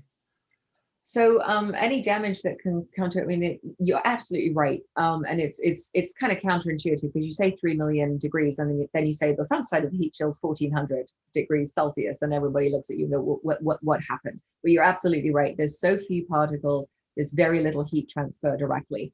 Most of the heat we deal with comes from the illumination of the sun, the photons, the energy associated with the photons. Any damage done to the spacecraft, we would anticipate, although we hope won't. There's a lot of radiation, clearly, so you can get radiation damage, but there's a lot of dust. And so even though we're searching for the dust-free zone, we have to travel through a very dusty region, and there's a lot of very small dust particles. They're moving, they're hypersonic. And so even though they're tiny, they've got so much energy with them that they can do damage to the probe. So we did a lot of modeling of dust and the best way to protect things from impacts from dust. But that's our sort of the thing that we worry about the most, is that one large dust particle moving really fast that can do an incredible amount of damage. I have a question from Rob Klein. What preparations are being made to reduce the impacts of a future Carrington event? And how is the Parker mission helping? That's a great question. So there are lots of, I would say the preparations for it are really just understanding and getting better at predicting what is happening. And so, right now it's like you predict the weather. If somebody says it's a 10% chance of rain, that means 10 out of 100 times when they see conditions like this, you see rain. And so we're sort of in that area of prediction with the sun right now. If you see this big region and it's doing this, well, 10% probability, 10 times out of 100, that's going to explode and send a big event. So we're still in that region. The key that Parker Solar Probe will do is being able to sort of add the missing piece of the puzzle. What is the physics? So if you think of laying the sun and the earth out on a line and thinking about all the processes that occur between the sun and the earth that cause this Carrington-like events here at Earth, we understand the physics. We've made in situ measurements up to the planet Mercury, up until Parker Solar Probe. But we had this key region where all of these big physical processes that were happening that are causing not just the heating, but really the acceleration. What is causing these big events to erupt? And what is the physics? So when you do your global MHD models or whatever physics-based models you want to do, you need to know what physics goes into that key region. And so when you answer, these are the processes that are causing, or this is what's happening in this little bit of real estate on your Sun-Earth map, that makes the transformational improvements in our ability to predict.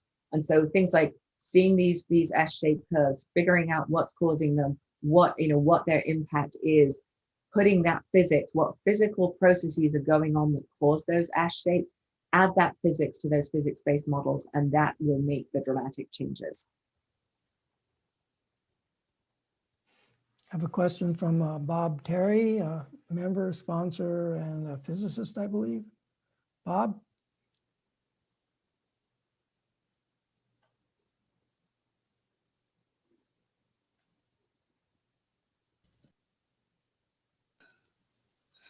You hear me now? Yes. All right, buttons. Has the probe shed any light on anomalous electron heating at the top of the solar atmosphere, this phenomenon where electron fluids abruptly jump to high temperature as they exit the denser part of the sun. Uncovered anything about what causes that? I would say not yet, but we're heading in. I don't think we're quite close enough really to be able to do that yet. That is goals for later orbits as we're getting closer and closer. I have to say one of the really nice things about Solar Probe is there's almost like different campaigns as we're in different altitudes above the sun with those perihelion passes. So we haven't gone in to look at that anomalous heating yet, but that is one of our really main goals, is what is causing that anomalous heating. It's been an abiding mystery for a long time. It really has. And so those S-shaped, the switchbacks are definitely a heat source in there, because you're getting a big energy release as that S-shape straightens out. But I would say right now we have some smoking guns, but we don't have a definitive answer yet. But we're getting there as we get closer. We need more data. And frankly, we've actually got more results early than we ever dreamed we would. I mean, we almost thought the first 10 or so orbits might be quite boring.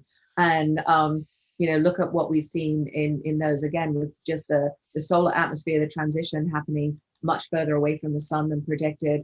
And all this activity much further out in the solar wind, the young solar wind extending further out from the sun. So we're definitely getting into the region, but we're not quite there yet. Cool. Thank you. A couple of questions from the web I'm going to read. Scott Matthews says and asks, I've read papers claiming that solar neutrinos may be the source of coronal heating. This seems far-fetched, but could neutrinos play a role? Would the Parker Solar Probe provide information on this? We will not, we don't really measure neutrinos, and so it would have to be something associated with that that might be a signal, or might be something that's associated, that you might say, hey, if we see this, then solar neutrinos may be doing the same thing. It's not something that we're going to look at directly. What I always love to say, of course, is it's science, so it's something we could do with the next mission. As you learn how to do these missions over and over again, and the Parker Solar Probe Mark II with more instruments and more ability to do that. But we're not going to look directly at the solar neutrinos. So I have a question here. What are the plasma wave detectors made of, since they have to be exposed? Yes, good. I forgot to say that. So they are made of C103, which is a relative of niobium. And it's light, and so they're hollow tubes. And so the PI of the Fields experiment always gets really upset, because I always refer to the Faraday cup as the bravest little instrument, and he's like, hey, my antennas are out there too, But the Solar Probe cup is a big hunk of metal. I mean, it's a big, heavy instrument, and they're very thin niobium tubes, but they are they're able to withstand, again, it's not just the heat, it's this continual change in thermal gradients. So that's what they're made of. Yeah, there was a related question about the bonding of the reflective layer, aluminum reflective layer to the carbon, and whether there are problems maintaining the integrity of that bond because of the extreme variation in temperature. Yeah, I sincerely hope not. It'll be a short-lived mission, and I'll be a very sad person. But it's actually plasma. It's plasma sprayed on. It's a very complicated process. It took, as you can imagine, a long time to put little tiny strips on it, because the other thing is not only is it hard, and you want to make sure that it's perfectly put on, but you also want it to be as perfectly flat as possible, to make sure that the heat across the entire surface is uniform and you don't have any hot spots. So it was done with a meticulous plasma spraying technique that took a long time to actually spray that on. But as I think I noted, the aluminum coating was actually specially made. It was designed and made for this particular mission, for this application. So I have a question from Mike Helton. Mike, can I unmute? Yes. Yes, thank you, Nicola. This was a very beautiful presentation. My question has to do with predictability of solar activity. And will this mission draw us far closer and closer to making some prediction capability?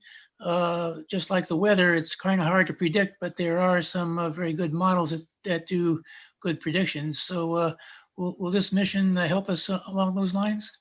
Yes, for the reasons that I just kind of laid out, but it really by allowing us to add physics to our physics-based models in that sort of key region. And again, if you think of the sun and the earth on a line, we've been all the way into the planet Mercury up until now. And so we know what the solar wind looks like when it's radial and sort of when it's lost after all the magic's happened. And we know what the sun looks like, and we know how the sun operates up to a certain level. But really studying that low corona has just been the big sticking point. And so that's where all of the physics is happening that is causing the solar wind structures that in turn cause us to see the impacts at Earth. And it isn't just Solar Probe. Solar Probe will make a profound ability, or really increase our ability to predict space weather by adding the physics that of what is really going on that's causing the solar wind. So we'll do a better job of predicting, hey, we've seen something on the sun. Now by using our physics-based models, we can predict what it's going to look like much earlier before it gets to our sentinels out at like 1 million miles upstream. But it really is, it's like a team sport. You can't do everything with Parker Solar Probe. I also need my spacecraft that are in the magnetosphere, that are in the ionosphere, thermosphere region, that are also looking at that sort of cradle to grave. So you're looking at Parker Solar Probe will tell you how the solar wind is born, how it's initiated, and what big processes are causing the flow from the sun to the earth. But then it's also these spacecraft. We had the Van Allen probes that were in the radiation belts, really looking at how those big areas of radiation respond to different things in the solar wind. We have MMS, the magnetospheric multiscale mission, that is in the deep tail, looking at how the energy gets transferred from the solar wind over to the night side and then accelerated in, causing those beautiful aurora. And I've got loads of them. I'm only naming a few, but now we're doing a real focused campaign effort with a number of missions to look at the boundary between terrestrial weather and space weather. And we're seeing that terrestrial weather has an impact on space weather, and space weather has an impact on the high regions of terrestrial weather. So it's kind of putting all of these sentinels together into one large observatory. And that's where we're really going to make the big improvements in our prediction, is by looking not just at how the sun is varying, but also how the Earth is responding to those variations in the solar wind. Okay, thank you very much. That's very important. I might have missed this, but when did you say the first perihelion is going to be? Actually, the first perihelion. So we've just completed perihelion 7. So the first perihelion. Yeah, we are booking it. I tell you, in the solar wind. So the first perihelion pass was about 13 weeks after launch. So that was a pretty quick journey from the Earth to the sun. So it was in November of 2018. We launched in August. So it was in November of 18, and we've done 3 Venus flybys. Number 4 is tomorrow. And then we will head in for orbits 8 and 9 after that. So it's always busy on Solar Probe. We're moving fast. There's a lot to do. There's a lot of different maneuvers and things that are done. And of course, the challenge of getting our data down. And you can imagine the scientists are chomping at the bit every day for a few bits more data that they can see to start piecing this puzzle together. But yeah, the first one was in November of 2018. Okay, thank you. Got a question from Richard Gross on YouTube. Assuming we here on Earth are given 3 or 4 days lead time, what can we do to minimize the harmful effects of solar flares? Okay, it's 3 or 4 days lead time. So solar flares are actually harder because we don't get 3 or 4 days lead time for solar flares. The flares themselves are literally light, and light travels at the speed of light. So it takes 8 minutes for light to get from the sun to the earth. And so when a flare happens, you only get 8 minutes warning that something is happening. And with a flare, and actually that's why there's a lot of honestly, there's a lot of research going on into how to predict a flare, because you don't have that luxury. So I always think of sort of, there's 3 parts of a big solar event. There are 3 Ps. There's photons, protons, and particles. And so your photons are coming with the flare. They get there in 8 minutes. The protons, the very high energy solar energetic protons, travel at roughly, they can get up to half the speed of light. And so they get to the Earth in about 15 to 30 minutes-ish, for depending just how energetic they are. So, if you see a flare, you've got maybe 10 minutes, 20 minutes to know that you've got a big particle event coming towards you. And so that's why we really do watch and predict if there's a big active region on the sun that would, that we think could erupt and could send out particles. Then we don't want astronauts doing spacewalks or something like that at that point. You want them inside and protected. The particles are associated with the coronal mass ejection. So they're the big loops of plasma that you see expanding and exploding. They travel they can travel a couple of times faster than the ambient solar wind. And that's why you often see big shocks, like a sort of supersonic shock ahead of those. That's the event that we get typically about 3 days warning for. Fast moving events, you can get less than that. They can get to, maybe a day and a half, 2 days. The Carrington event was about a day before they saw the effects to start at the Earth. So those you do have a little bit more luxury, because you really can say, okay, we've seen the coronal mass ejection, it's coming this way. But at the moment, until it gets to the L1 point, that's where we can measure the magnetic field orientation. And if it's facing northward, it will have little impact on the Earth. It'll still, cause activity, but it's not going to be a really big event. If it's a large southward field, that will be in the opposite direction to the Earth's magnetic field. Opposite poles attract. And so that's what lets in all the energy and gives us a really big space weather event. So there's kind of those 3 key things. But being able to predict a flare, trying to see signatures of what in that active region, what is going to tell us that flare is about to actually erupt, is a huge area of science research right now. But what can we do? What can we do? So, scientifically, Like a cave. yes, absolutely. So scientifically, fortunately from a flare, we're not in any danger here on Earth because we have the atmosphere that protects us. It of course can affect our technology, and so there you harden technology. You put coatings on solar panels. You harden electronics. You make them much more resilient to radiation.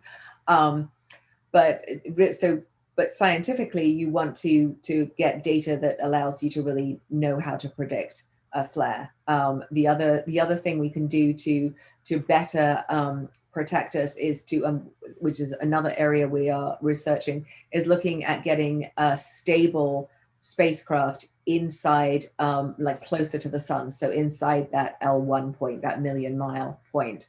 And we actually have a technology demonstration that we'll be launching in 2025, which will be the largest solar sail ever flown. It's a CubeSat, but it will have I think it's 17,000 square feet, I think is the size. It's a huge solar sail that will unfurl in space and be used to propel and sort of hold the spacecraft closer to the sun than the L1 point. If that's successful, people have been dreaming of having these amazing solar sails that will, you can also use them to take you out of the ecliptic as well, to go over the poles of the sun, which was one of our first questions.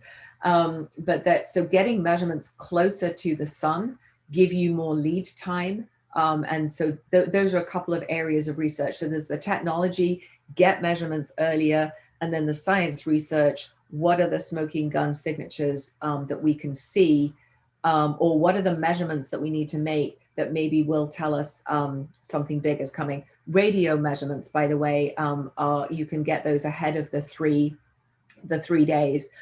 They're radio signals that are produced by the structure itself. And there are radio signals that are produced by flares, and there are different radio signals that are produced by the massive blob of plasma. And the radio signals get to you before the blob of plasma. And so you can sort of chart the frequency of these radio frequencies and or radio waves, sorry, and the sort of steepness of the curve will also tell you how big the event's going to be. So there are a couple of ways that we're doing that, and we're also launching a mission in I think 2024 that is 6 small CubeSats that will go out into the solar wind and separate, and then they'll sort of talk to one another, and together they'll form like a giant radio telescope in the sky with these 6 little CubeSats, and that's going to make really great measurements of these radio signals associated with the big events. That's called Sunrise.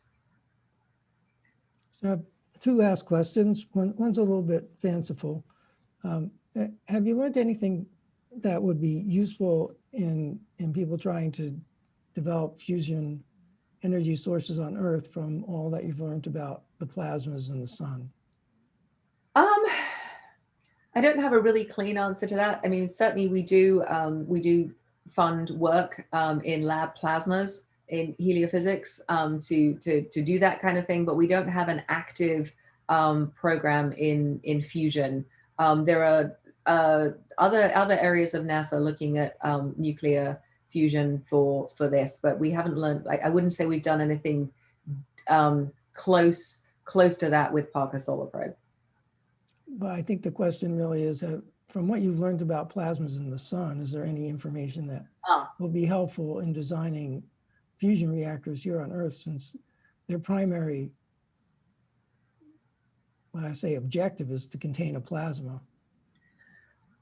That's a great question. So, I mean, we learn a lot about how the star works, and it's a giant nuclear fusion experiment in itself is the star. And so I don't know how much it can be applied to the design of fusion reactors here, but certainly the comparison between the fusion experiments that are here on Earth with the nuclear fusion that's happening in the sun is a routine thing that we do. Like, you know, how are they related, and is there something different that's happening on the sun that we are not manufacturing here at Earth? That is something that we certainly do. So the last question is, so I think the design of the spacecraft was based a lot on what you knew at the time about the energy distribution of the electromagnetic radiation and the particles that are in the solar wind and coming out of the sun. Have there been any surprises in the distribution of energies and particles that you found was Parker from what you already thought you knew? I don't think so, not yet. I mean, so far the spacecraft is performing really well. We haven't seen anything that's anomalous. I mean, obviously you have little things here and there, but nothing that would lead us to say, oh, I wish that we designed it this way, or I wish that we'd done something different. So far she's performed as advertised in orbit. So nothing, no great surprises. Okay. Final question actually came in from Robert Abramson. He wants to know, can a large solar event cause movement in the position of the Earth's magnetic pole? And that is a really interesting question. And that's something that I've been thinking about recently.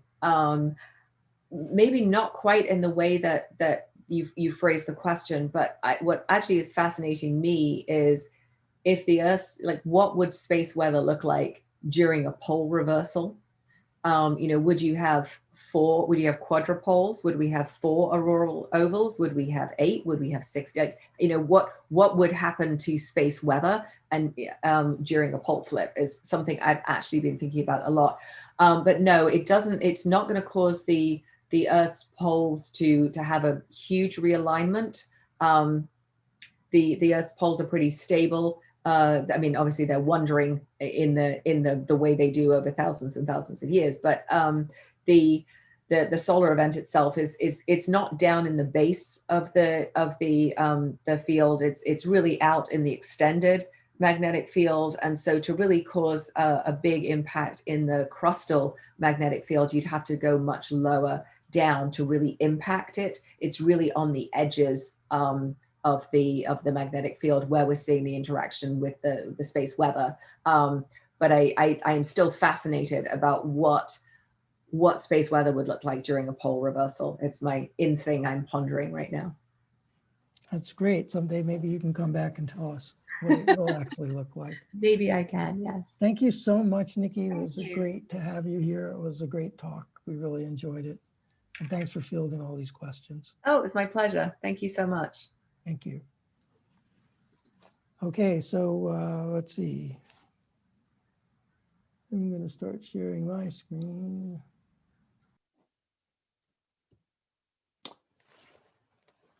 Thank you, everyone, for joining us. The recording of tonight's lecture will be available to everyone on the PSW Science YouTube channel and in due course on Vimeo and via the PSW Science website. Please share the links with your friends and subscribe to the channels for notifications on new postings. And please don't hesitate to join PSW. It's easy to apply for membership using the join button on the PSW Science website homepage, and we really do want you to join. Before you go, we have a few important notes. The next lecture will be in 2 weeks on March 5th, 2021. The speaker will be James Fanson, project manager for the Giant Magellan Telescope. He will be speaking to us about the GMT, which will have approximately 10 times the resolving power of the Hubble Space Telescope, and when completed, will be the largest telescope ever built. We are pleased to note that PSW will mark its 150th anniversary on March 13th this year. Although we cannot meet in person then, stay tuned. A special event and gala celebration will be held to honor and commemorate the Society's sesquicentennial. The 2437th meeting will be on March 19th. The speaker will be Kate Kraft of Johns Hopkins Applied Physics Laboratory. She will be speaking on the Europa Clipper mission. The 2438th meeting will be on April 9th. Tentatively, the speaker will be Hod Lipson of Columbia University. He will be speaking on artificial intelligence, past, present, future. This will be one of several talks we'll be having on AI. The 2439th meeting will be on April 23rd. The speakers will be Simon Bennett and Dan Irwin of the London Crossrail Project. They will be speaking on the construction of the new Elizabeth Line subway, known as a tube to Londoners, cutting underneath London, sometimes with an arm's length of its loftiest skyscrapers. Additional lectures of the spring lecture series will be posted to the PSW website, www.pswscience.org. Check there often for updates. Last but not least, please join me in thanking tonight's crew for producing tonight's event: James Heelan, Ann McQueen, and Robin Taylor. Thank you all. And I will now adjourn the 2435th meeting of the Society. I wish everyone a great evening. Thank you for joining us. And with that, the meeting is adjourned.